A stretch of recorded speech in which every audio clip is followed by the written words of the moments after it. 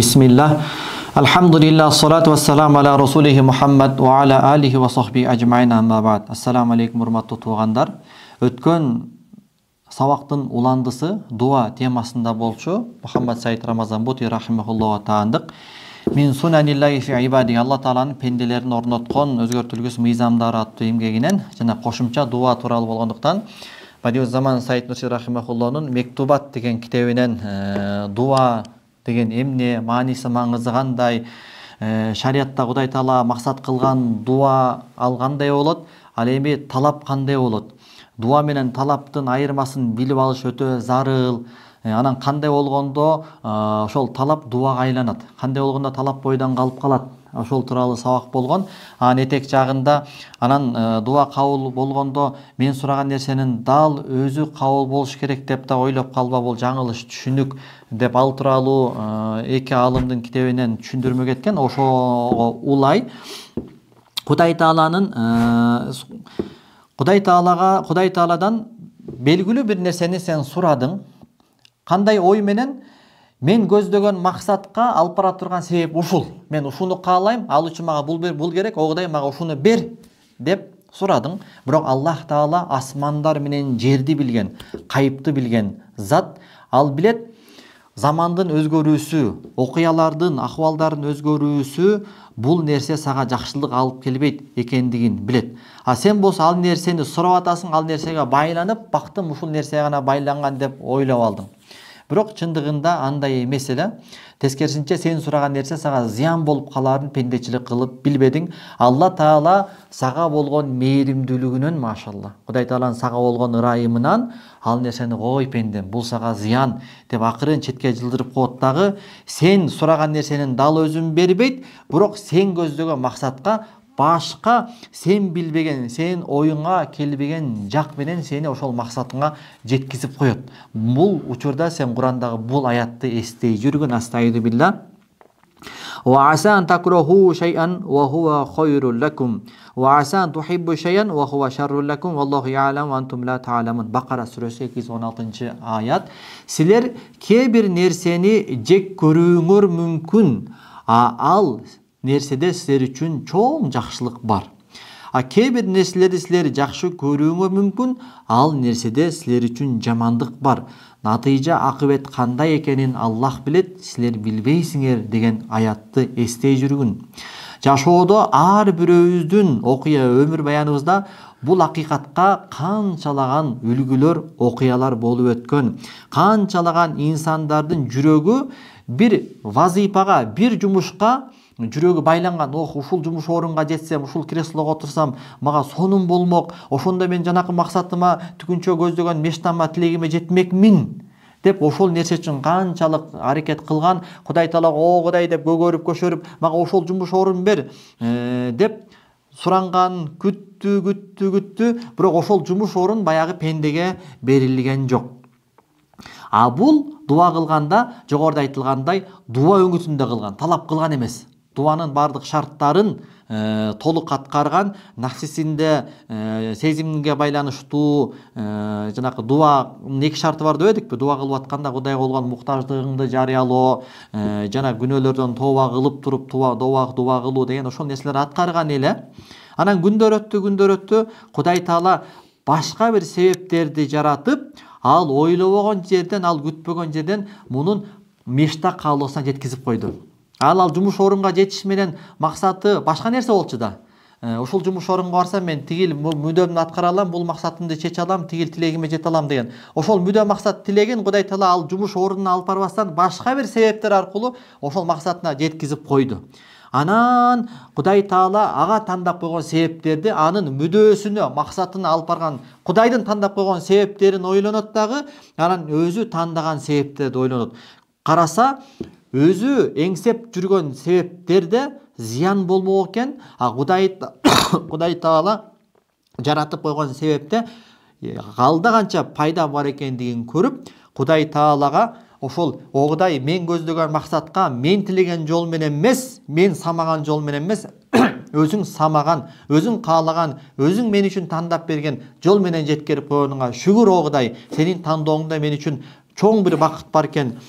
деп Кудай Таалага шүгүр айтып жатып калган окуялар канчалаган адамдарда болгон дейт. Мен дагы эстеп жатам, эч качан унутпаймын. Өткөн жаштык күндөрүмдө канчалаган каалоо, арзу, максат, тилектерим болгон эле дейт. Мен жаштык кылып кыялымда менин бактылуулугум ушул нерселерге байланган. Ушуларга жетсем ана менин бактыма жетем деп ойлоп, күндүр түндүр Кудай Тааладан ошол нерсени өзүм үчүн дуа кылып келгем. Бирок мен сураган нерселерим ишке ашкан жок. Жана Кудайга шүгүр, шайтан Кудай Таалага жаман ой күмөн кылып калуумдан алдын, эми баягы пендечилик кылып мен дуам чото канча дуаларым кабыл болбоду деп Кудай Таалага бир жаман ой күмөнгө түшүп калуудан ошондой күмөнгө калтырып салууга шайтанга мүмкүнчүлүк ачылыштан алдын Кудай Таала мен каалаган максаттарга жеткизип койду башка себептерим менен дейт. Анан Кудай Таалага мактоо айттым. Кудай Таалага ошол мен сураган нерсенин дал өзүн бербестен өзү каалаган башка себептери менен ошол нерсеге алып барганына мен Кудайга рахмат айттым. Анткени мен тандаган нерселер мени артында чеги жок чоң бир кайгыларга алып барып коймок экен деп мен кийин ага саресеп жүгүрттүм дейт. Бул Кудай Тааланын пендесине болгон чоң мээримдүүлүгү, чексиз ырайымдуулугу, Кудай Тааланын боорукерлиги. Пенде жаш баладан бетер өзүнүн надандыгы менен Кудай Тааланын алдында пенде деген надан эле да. Кудай Таала алим, чексиз илим билим ээси. Кудай Тааланын илиминде чек жок, кайыпты билет, өткөн чак, келер чак Кудай үчүн бирдей. Кудай үчүн тетиги микроскоп менен карасаң бир вирустун организмдеги кубулуштар менен галактикадагы болуп аткан кубулуштар Кудай үчүн бирдей билинет. Анткени Кудай аны өзү жараткан, өзү ошол нерселердин процесстерин жаратып атат дегендейчи. Анан биз Кудай Тааланын алдында баягы жаш баладан бетер экенбиз да. Мисалы кичинекей жаш баланын тамагы ооруп, ириңдеп доктурга алып баратат, чабып кетип өлүп калбасын деп операция кылдырган ата энеси алып баратса, тиги бала балмуздак жейм деп ыйлайт көгөрүп. Ал бала билбейт, билимсиздигинен, надандыгынан балмуздак жесе огош бетер жаман болоорун. Ата энеси ай балам бул сага зыян деп мороженое алып бербей койсо, кичинекей бала ата энесин сен менин өтүнүчүмдү кабылдабадың деп характерин көргөзүшү мүмкүн. Ошондон бетер экенбиз Кудай Тааланын алдында надан жагынан, илимсиздик жагынанчы. Анан пендечилик кылып, ошол надандыгы менен сырты жылтырак бир нерселерге жабышат. О Кудай, ушул менин бактым, ушуну бере эле бер деп. Бирок анын ичинде балелер катылганын билбейт. Кудай Таала мээри менен кой пендем, бул сага зыян деп акырын четтетип коет дагы. Кудай Таала өзүнүн мээрими менен анан пенде күтпөгөн тараптан ошол пендени максатына, мүдөөсүнө жеткизип коет. Аны бакытсыздыктын себептеринен алыстатып туруп. Анан дагы дуа кылганда сен мындай деп ойлоп калбагын дейт. Кудай Таалага күндүр түндүр сааттап дуа кылгандан кийин жанакы бул түшүндүк. Кандай үмүттө кабыл кылат Кудайдын? Ал өзүнүн даанышмандуулугуна, мээримдүүлүгүнө карап кабыл кылат экен. Анан тезирээк кабыл болуш керек деп дагы ойлоп калбагын дейт. Анан ошол тезирээк кабыл болуш керек деп жан дүйнөң сыгылып, толкунданып, кыжалатып болуп, ушундай бир күтүү азабына түшүп калбагын дейт. Атүгүл ашкере же жашырын түрдө мен дуа кылдым, дуам кабыл болбой койду деп айтууга дагы барып калбагын дейт, шашылганыңданчы. Мен сага айтамын дейт, сенин нафсиң мындай абалга тайдырып жиберүүдөн сак болгун. Анткени мындай сезим менен сен ибадаттын чучугу маңызы болгон дуадан талапка айлантып аласың дейт. Жеңил ойлуулуктун тилине кирип аласың дейт. Жеңил ойлуулуктун нугуна түшүп каласың дейт. Мындай өңүттөчү. Мен сага буга чейин дуа менен анан талаптын айырмасын айтып өтпөдүмбү дейт. Ошондуктан бул учурда мен дуа кылдым. Эмне кабыл болду? Тезирээк кабыл болуш керек эле го. Бир күн өттү, 2 күн өттү, 1 ай өттү. Мен канча дуа кылдым, сааттап, күндөп кылдым. Неге кабыл болбой атат? Тезирээк кабыл болуш керек болчу да деш менен сен баягы дуаңды талапка айландырып аласың дейт. Жеңил ойлуулукка айландырып аласың дейт. Айтпадыкпы? Дуа бул туруш турпаты менен ибадат. Бул бир нерсеге жеткире турган ортомчу эмес, талап эмес. Ар дайым өзүң алсыздыгыңды чагылдырган бул улуу сезим да. О Кудай, мен сага муктажмын деген. Инсан Кудай Тааланын пендеси жана Кудай Тааланын мүлкү. Пенденин эң улуу вазыйпасы Кудай Таалага болгон пендечилигин жар салуу. Кудай Таалага бул жар салуусу ар дайымкы Кудай Таалага муктаждыгын айтып, дартын дарманын айтып, жалбарып туруусу менен болот. Айырмасы жок. Пенде ошол сураган нерсесинин натыйжасына жетсин, жетпесин. Анткени себеби анын ошол натурасы, туруш турпаты, өздүгү ар дайым Кудай Тааланын эшигинен кетпей, Кудай Тааланын эшигин босогосун кучактап, о Кудай, мен сенин пендеңмин, менин милдетим сенден сураш, берсең бербесең дагы мен сенден сураганым сураган, тиленгеним тиленген деген сезимде болуусу бул ибадаттын милдети, пенденин милдети. Анан мына жерде окуп которолу: "Вала юхиманнака хилафа мaqulu анна Аллаха qarana дуа бил истижаба индама qol астаиду билла ва qala rabbukum ud'uni astajib lakum bihaythu yukhayyalu ilayk anna mubarrar дуа минка талаккил истижаба мин Аллахи таала". Кудай сактасын, мындай деп ойлоп калба дейт. Кудай Таала кара дейт, бул аятта астаиду билла, жараткан эгеңер айтты, мага дуа кылгыла, мен силерге жооп беремин деди. Эй баланча, эй устаз, мисалы эми көңүлдө бирөө, кара, Кудай Таала бул аятта мага дуа кылгыла, мен силерге жооп беремин деп атат.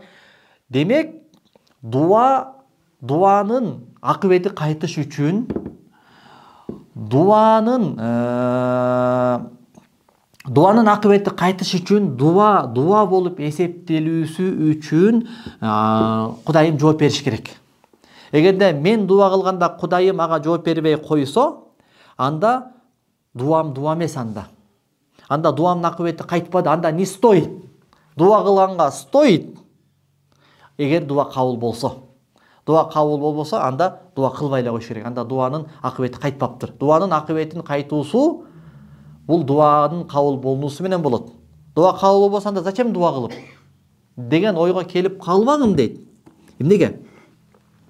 Анткени себеби бул аяттагы эки сүйлөмдө дуа кылгыла бир сүйлөм, мен силердин дуаңарга жооп берем деген экинчи сүйлөмдүн ортосунда мындай алака байланыш жок дейт. Милдеттүү түрдө дуа кылса Кудайым жооп берет деген шарттуу мындай байланыш жок дейт. Бирок дагы туура түшүнүш керек. Үмүт үзүлүп калбасын. Бул мындай өңүттө түшүнүш керек да. Аят татадомман амрон иктадотху убудиятил инсанилаги ва хува каулуху, пенденин Аллахка болгон кулчулугу талап кылган нерсени буйруп жатат. Пенденин Аллага болгон кулчулугу эмнени талап кылат? Кудайдан суроону талап кылат. Мына ошол нерсени айтып атат, удуони, менден сурагыла деп. Бул эч бир абал менен чектелбеген абсолюттук бир буйрук болуп жатат. Эч бир шарт менен байланбаган буйрук болуп жатат. Яни пендем, сен дуа кылганың арзыйт, эгерде мен сага жооп берсем. Эгерде мен сага жооп бербесем, анда сен дуа кылганың арзыбайт, дуа кылышын истойт, дуа кылбай эле кой деп бир шарт менен байланган жок. Анан экинчи аят, аяттын экинчи сүйлөмү, Кудай Таала дуаны кабыл кылууну убада кылып жатат өзүнүн айкөлдүгү менен. Пенделерге Кудай Таала чексиз жакшылыктарды сунат өзүнүн айкөлдүгү менен. Айкөлдүк дегенди туура түшүнүңүздөр, урматтуу туугандар. Мисалы, мен бирөөгө жалданып иштедим, бул жерди актап бер деди. 30 квадрат метр. 1 квадрат метри 100 сомдон 30 квадрат метрге мен сага 3000 сом төлөйм деди. Мен актадым, 3000 сомду алыш бул менин акым. Кожоюн 3000 сомду мага бергенде ал айкөлдүк кылган жок. Ал мойнундагы милдетин аткарды. Мен ага рахмат деп айтканга дагы милдеттүү эмес, анткени ал рахмат деп айткандай ал айкөлдүк кылган жок. Ал милдеттүү болгон акысын мага төлөп берип атат. Эгерде 30 миңден 3000 сомдон тышкары дагы 1000 сом коштур 4000 сом кылып койсо, бул айтылган келишимден ашыкча $1000, 1000 сомду өз ыктыярынан менин кызмат акым жок туруп эле ашыкча айкөлдүк кылып берип атат. Мен акылуу болбогон чакта, анын кандай Кудай Таала биз акылуу болбогон чакта бизге жамгырдын тамчысындай чексиз жакшылыктарды сунуп аткан Аллах Таала кандай эле жакшылыктарды биз акылуу болбогон чакта бизге айкөлдүгү менен сунгандай эле бул жерде дагы дуа кылсак Кудай Таала аны кабыл кылууга милдеттүү эмес. Бирок айкөлдүгү менен Кудайым аны кабыл кылат экен. Кудайым айкөлдүгү менен, мээрим менен аны кабыл кылам деп өзүнө милдеттенме алган экен. Демек, бул Кудай Тааланын убадасы дуанын акысында бериле турган товар эмес. Пендем дуа кыл, анын бериле турган айлык акысы мына мен кабыл кылуум дегидей Кудай Тааланын милдеттүү эмес. Бирок айкөлдүгү менен биз милдет акылуу болбосок дагы кабыл кылам деп мээрим менен ушундай бир өзүнүн жоопкерчилигине алган. Пайгамбар алейхиссалату вассаламдын сөзүнүн мааниси да ушуга ортак калат. Юстажабу ли ахадиким ма лам яажал. Силердин кимдир бирөөңөр дуа кылса, Кудайым анын дуасын кабыл кыла берет. Ал пенде шашылганга чейин, шашылганы алгандай десе, код дауту фалам ястажибли. Мен Кудайга дуа кылдым, а Кудайым мага жооп бергени жок деп тур дуаны таштап салат дейт. Эмнеге мунун дуасы кабыл болбойт? Анткени себеби мунун дуасы талап болуп калды. Талап ушундай да, аткарылса аткарылгандан унутуп калат. Аткарылбай калса аткарбай турбай деп да таштап салат да. А дуа андай нерсе эмес, талап эмес. Ал ар дайым сенин абалыңды чагылдырган ибадаттын чучугу. О Кудай, мен сага муктажмын деп берсең бербесең дагы. Демек пайгамбар алейхиссалату вассаламдын юстажабу ли ахадиким ма лам ядунна анна лаху алаллахи хаккон. Бул хадистин мааниси мындай болуп калат. Силердин кимдир бирөөңөр дуа кылсаңар, силердин дуаңар кабыл болот. Кудай Таала менин дуамды кабыл кылууга милдеттүү деп ойлоп калганыңарга чейин дейт. Кудай Таала менин дуамды кабыл кылганга милдеттүү болчу, а мен дуа кылдым, Кудайым дуаны кабыл кылбай койду, анда мен бол дуа кылбайм деп ойлоп калганга чейин. Эстажиба дуахин дааху. Же болбосо ушуну ашкер айтып, же нафсисинде ушунду ойлоп калганга чейин Кудай Тааланын дуасын кабыл кыла берет. Ва хана ма залика код дауту ва лам анал хакки фи аласаб. Мен дуа кылдым, Кудайым мени мага дуама жооп берген жок деп ойлоп калганга чейин. Анткени бул пенде Кудай Таала анын дуанын кабыл кылуусун айкөлдүгү менен жоопкерчилигине алган, милдеттүү түрдө эмес. Изан хума амрони куллун минхума мунфасилун анил ахар ад-дуа ибадатун яджибу ала ман алима убудиятаху лиллахи ай ювадди хаккуху алейхи. Демек, дуа менен талап экөө бири-биринен ажыратылган айкалышпаган эки башка нерсе. Дуа бул ибадат. Кудай Тааланын алдында мен анын кулумун, кулчулугумду өтөшүм керек. А дуа бул ибадаттын чучугу, бул менин милдетим деп билген адам үчүн бул дуа ибадат болуп эсептелет дагы. Айырмасы жок. Мен күткөн, мен сураган нерсени Кудайым берсин, бербесин. Мына пайгамбар алейхиссалату вассаламдын сөзүнүн мааниси дагы ушул. Дуа бул ибадат. Ал эми Кудай Тааланын дуаңды кабыл кылуусу бул милдеттүү түрдө кабыл кылуу эмес, Кудай Тааланын сага икром кылып, сый кылып, айкөлдүгү менен болгон кабыл кылуусу дейт. Анан бул жерде Бадиузаман Саид Нурси рахимахуллах ушул боюнча дагы бир сабагына кайрылалы. Бул иман ва куфр мувазенелери деген эмгеги, иман жана капырчылыктын айырмасы деген. 5-нчи ноктада мындай дейт: иман дуайы бир весилеге катия olarak иктиза эттиги ва фитрат инсания onu şiddetle istediği gibi иман дуаны баягы кескин адам баш тарта алгыс бир ортомчу деп кабыл талап кылгандыгы сыяктуу. Яни ыймандуусуңбу, мен момунмун деп даба кылып атасың, ошол момундугуң, ошол ыйман сенден Кудайга жалбар, Кудайдан сура, ибадат кыл деген талапты коет да. Анан дагы бул Кудайга дуа кылыш адамдын фытыратына, жан дүйнөсүнө коюлган бир нерсе. Адам ага муктаж да дуа кылуугачы. Анан адамдын фытраты, жан дүйнөсү дуаны өтө чоң талап менен каалайт экен. Анткени себеби мына бул жерде айтып атпайбы?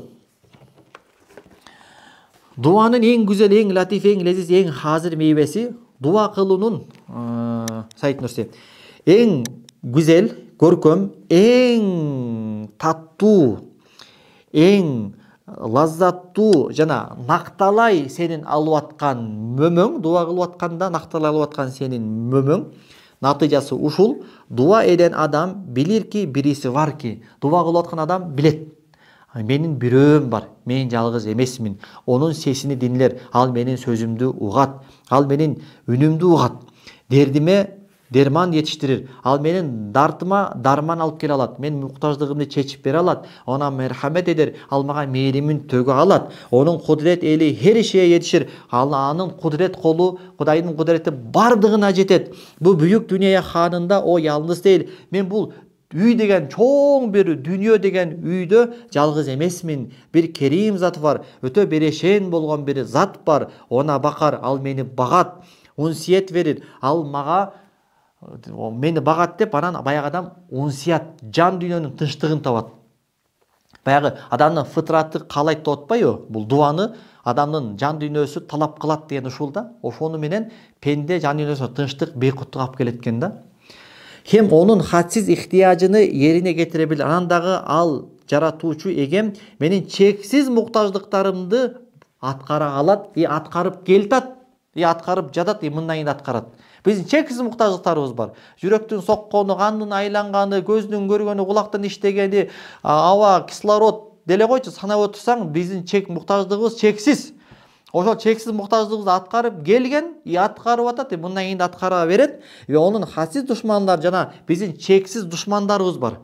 Биз санап өткүз медицинадагы ооруларды, микробтору бу абада эмес, биздин организмде жүрөт уже. Кудай Таала иммунитет аркылуу бизди андан коргоп атат.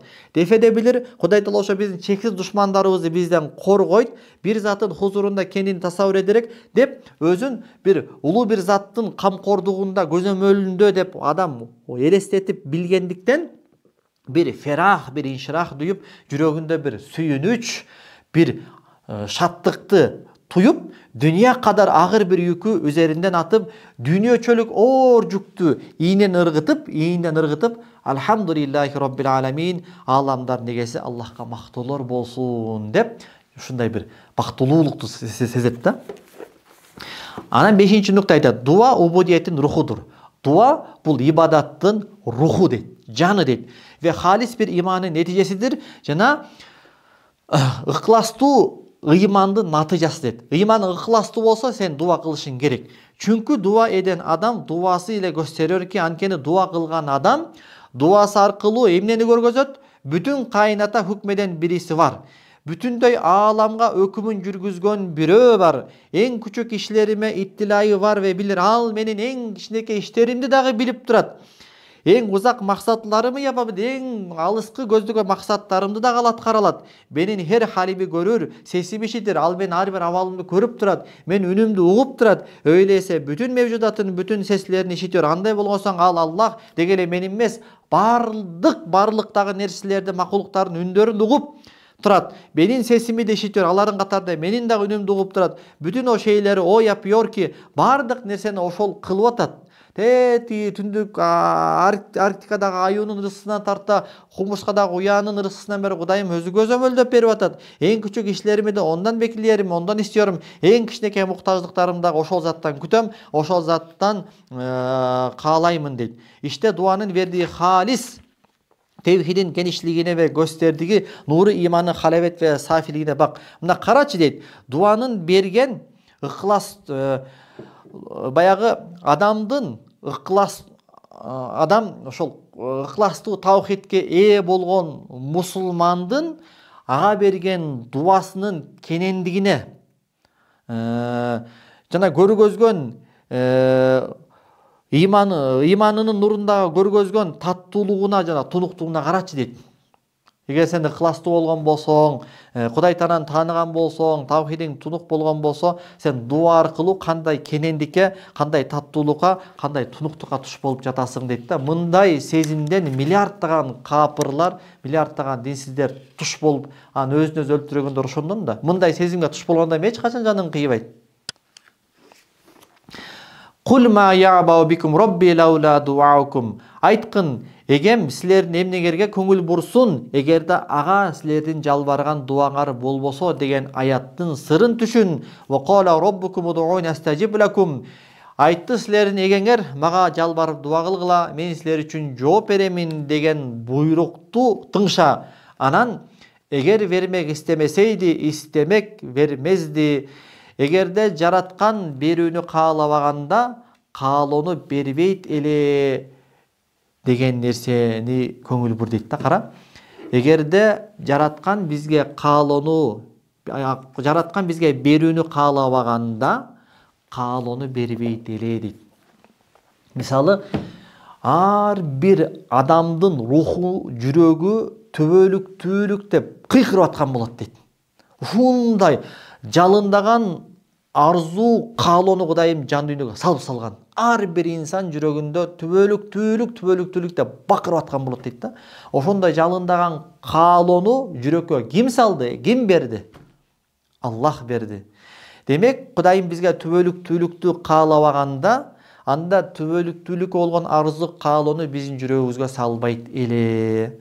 Ушул эле логикалык бир далил Кудайымдын бар экендиги, төбөлүктүү бир бейиш жайынын бар экендигине бир далил. Анан кийинки сабакта сабагыбызды улантпасак, узак болуп кетчү де, ошо менен сабагыбызды токтото туралы. Субханакаллаху бихамдик, ашхаду ан ла илаха илля анта астагфирука ва атубу илейк.